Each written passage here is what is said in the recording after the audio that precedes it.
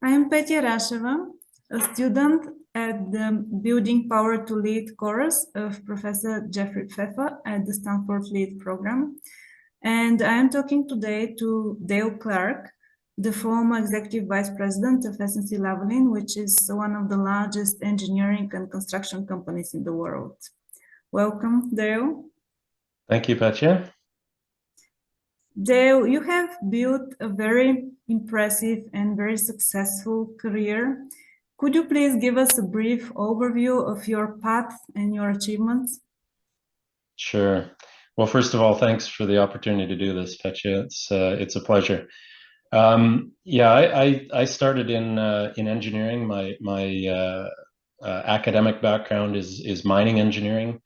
I graduated from Queen's University in Canada in 1988, worked in mine operations for several years, and then joined SNC-Lavalin in 1996. And so I was 26 years with the company. During that time, progressed through initially engineering roles, really found the type of project work that SNC-Lavalin did to be very much aligned with my own interests. I was very interested in more of the sort of bigger picture of projects than the individual, engineering discipline that I was working on other projects. And so it just naturally led me into a career in project management, which then turned into business management and ultimately executive leadership. I was a member of the executive committee with SNC-Lavalin, and was CEO of one of the business regions for the company, and just recently retired at the end of 2022, so not that long ago. Yes, you're still getting accustomed to your new life, right? I am. Yes, it's a little less stressful, thankfully, but I'm enjoying it, so it's good. Enjoying life. Yes. Dale, and looking back, what do you think has been critical in your path to power? Yeah, I think I guess for me personally, I always, I mean, I worked hard, which is I think an important kind of fundamental to growing one's career. But I always made my interests known, my more broader interests to my manager or supervisor.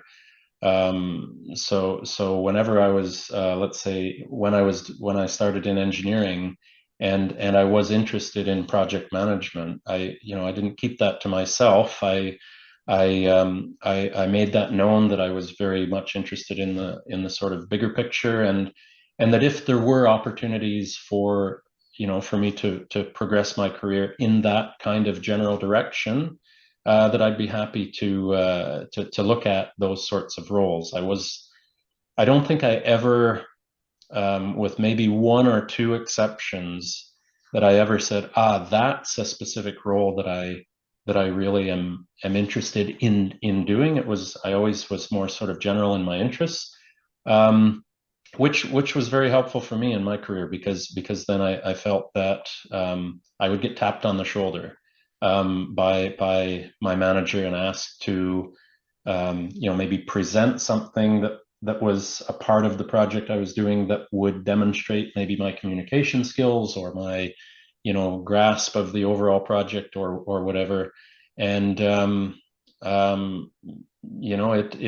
it just helped me progress my career that in that way.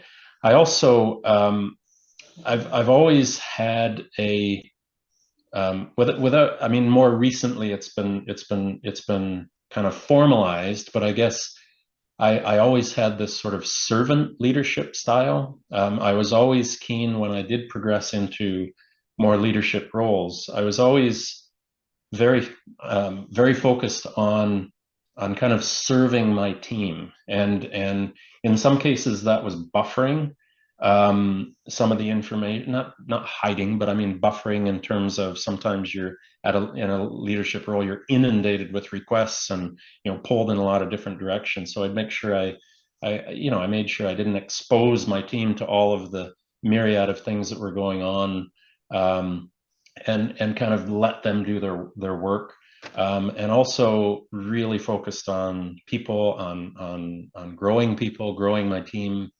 and so I was always very much focused in that way.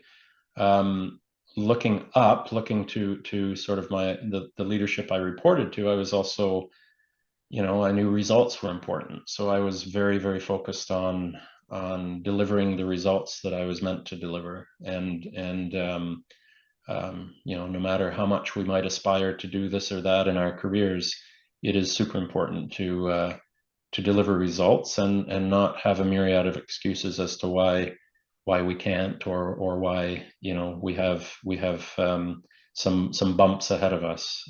We need to deal with those things and create the results regardless of some of the issues that we have in front of us.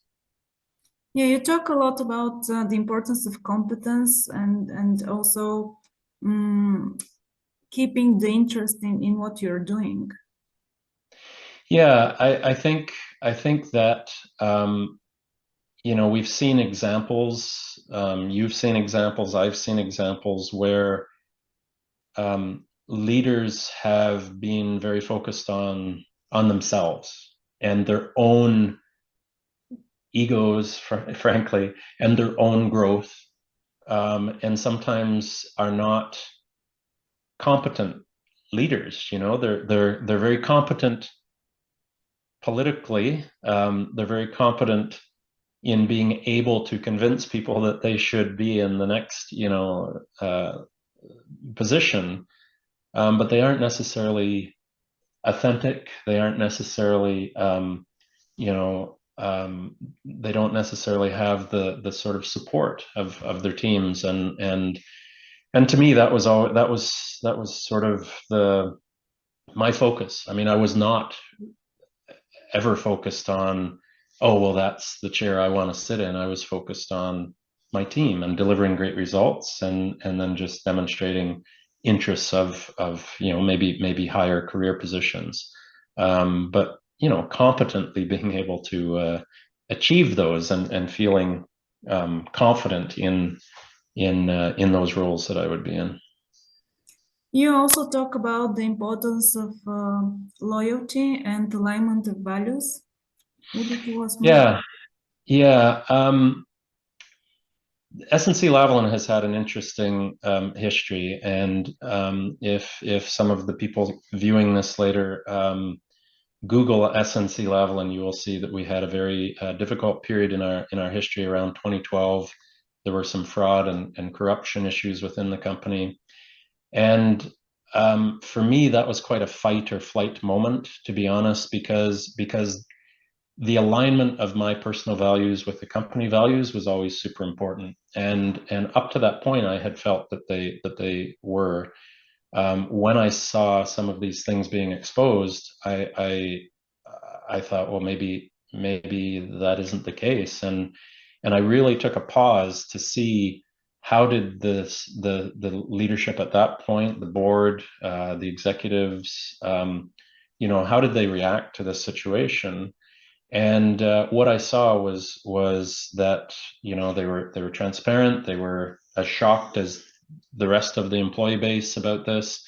They took decisive action immediately. Fired the people that had done some stupid things, and really focused on rebuilding the company, and the sort of values that I saw come out of that made me choose the fight path as opposed to the flight path, and I fought hard as well in the years after that to demonstrate that we were a company that had these strong values, and demonstrated those values through our actions as opposed to just presenting them on a PowerPoint in words. So yeah, I think it's super important in all of our careers to make sure that your own personal values are very much aligned with the values of the company you're with. And then you persisted in the company, and you did grow in the seniority as well. Yes. I mean, and partly because of that, perhaps. I mean, when your values are very much aligned with the company's values, then you take decisions and you take actions that you don't have to ask for permission, all the time, because that, all right, I can make one of two choices here in what should be done. I know this is the right choice because of the values of the company. It might be a difficult choice, and it might have some short-term pain in terms of money or business situations, but that's the right thing to do because that's aligned with the values of the company. And whenever I took those decisions, I was never criticized. In fact, I was promoted as a result of those things, because I was then seen as, well, this is the type of person that really is who our company is, and so yeah, it's I think it's important to just sort of embed that into how you lead and how you manage within the company.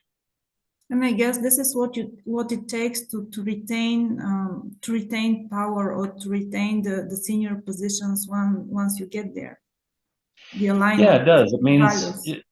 Exactly, and as you get into more and more senior positions, you cast longer and longer shadows within the company, and you don't sometimes realize the impact that you're making on people. So it becomes more and more important to be that authentic leader, to be natural in how what you say. You shouldn't be in front of let's say a group of employees at a town hall event and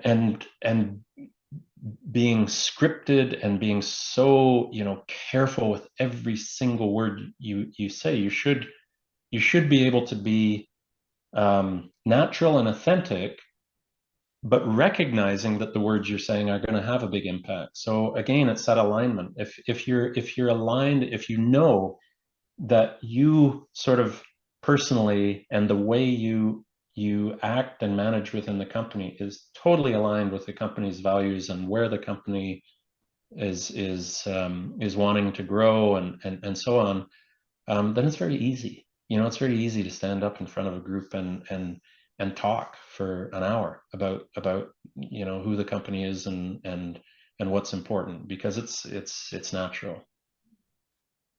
There you have been really very, very successful, and an inspiration to all of us who know you and who have worked with you. But with all that enormous amount of responsibility, how have you managed to maintain your work-life balance? That's important as well. Yeah, I think first of all, I've been lucky to have a very strong personal partner. So I've been married to the same woman for 34 years now, and she's been a rock, beside me. Many career decisions that were presented to me, and some of them that may have resulted a move and so on. We talked about in the context of us, and our family and what was ultimately best for that entire situation, including my career. And so I didn't make those career decisions in isolation. It was a joint discussion. She's always been very respectful of my career, though, and understood that we may have to make some choices along the way. So that was really important to me. I've had active like hobbies and sports and things that I've always tried to be involved with. I also quite early in my career, I was confronted by a client actually who just exploded over some issue, and it shocked me as to how emotional and how upset this person was in front of me. I thought they were going to have a heart attack in front of my eyes, and I thought, how could someone get that wound up over something that is work, frankly. So I've always kind of had that view that, look, I'm focused on my career. I'm going to do what my absolute best at it, but ultimately it's a job. Ultimately it's work, and my family is what comes first. My family is what's most important, and my own personal sort of well-being is what's also, you know, most important. So I tried to always kind of have that perspective, and it helped me keep that sort of balance strong. Thank you, Dale. It's really very, very interesting talking to you. Thank you for sharing all these insights on my behalf and on behalf of my classmates at the Stanford LEAD and the Building Power to Lead course. Have a great day. Well, thank you, Petya, and I hope some of what I've said is helpful. So so thank you again for the opportunity. I think it's been really truly inspirational. Thank you very much. Thanks.